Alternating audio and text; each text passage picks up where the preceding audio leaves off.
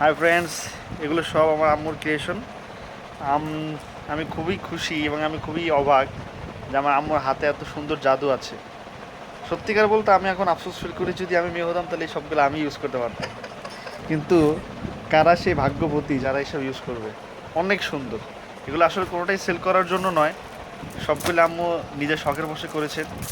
হ্যাঁ, I think বসে বসে সারাদিন বাংলা ওইসব ইন্ডিয়ান বাংলা সিরিয়াল দেখার চেয়ে এগুলো বানানো অনেক সুন্দর।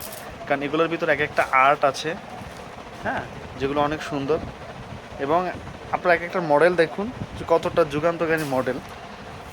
আই থিঙ্ক এগুলো এক একটা মার্কেটেও যদি আপনি কিনতে যান 2-3 হাজার টাকাও পাবেন কিনা সন্দেহ। কারণ এরকম মডেল, এরকম স্টাইল আজকালকে আই থিঙ্ক কোনো যারা ব্যাগ বানায় তাদের মাথায় আসেনি কখনো। এক একটা মডেল দেখুন এবং আপনারাই চুজ করুন যে কোনটা আপনার পছন্দ হয়েছে।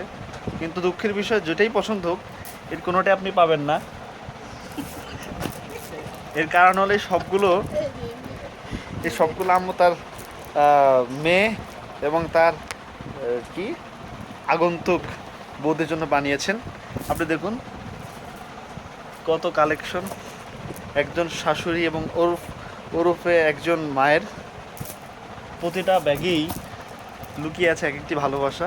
এই ব্যাগটি আম্মু আমাদের ছোট বোন মানে তার মেয়ের জন্য বানিয়েছেন।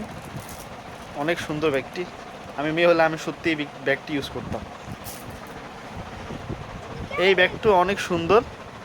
হ্যাঁ, হ্যাঁ, আপনারা সবাই কমেন্টে জানান কোন ব্যাগটা কেমন লাগছে।